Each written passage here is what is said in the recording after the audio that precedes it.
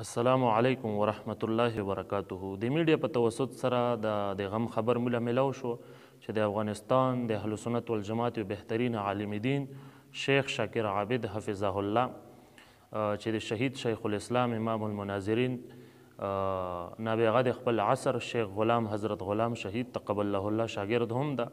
هغه مبارک باندې حمله شوې ده او حمله کې دا مبارک زخمی شوی ده او چند کسان هم سره شهیدان شوي دي. نو زه د دې ویډیو په توسط سره هغه مبارک له د تسلی یو پیغام ورکم، د ډاډګیرۍ څه خبرې کم چې حضرت شیخ تاسو هیڅکله هم زړه ونه وایو، زړه وړوکی نه کو. واسې هم اهل سنت والجماعت علما تکړه دي، موله پته ده، هغو پروا نه وي د الله تبارک وتعالی دپاره خپل سرونه په تلي کې نیولي وي. خو بیا هم د ثواب په غرض باندې چند خبرې د تسلی تاسو له وړاندې کوم چې حضرت شیخ یقینا په دې عصر کې څوک هم چې د دین دپاره څه خدمات کوي نو په هغه باندې ډېر مشکلات او ډېر مسایل رسي. تاسو علما یو، یقینا په خبر یو. نو بیا چې د اهل سنت والجماعت غونې کې داسې پاکه عقیده، داسې نظریه او داسې دولت، داسې ایمان چې له حاصل شوي په هغه باندې خو ډېر امتحانات دي.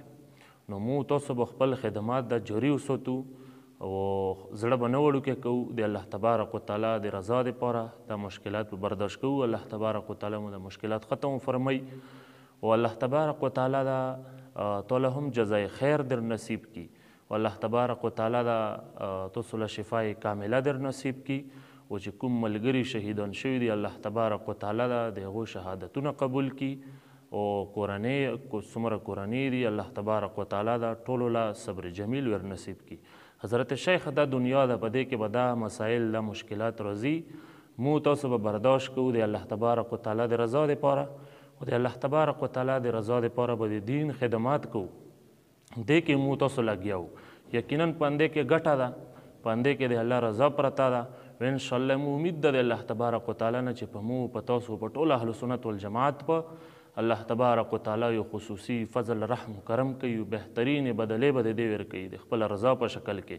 نو مو تاسو به خپل خدمات جاري ساتو، په زړه کې به هیڅ هم نه راولو او د دې خبرې سره سره زه د افغانستان د امارت د مشرانو نه دا التجا هم کم، دا مطالبه کم چې مسلسل د اهل سنت والجماعت د علما چې شهیدانیږي په دو باندې حملې کیږي، دا غیر محفوظ دي.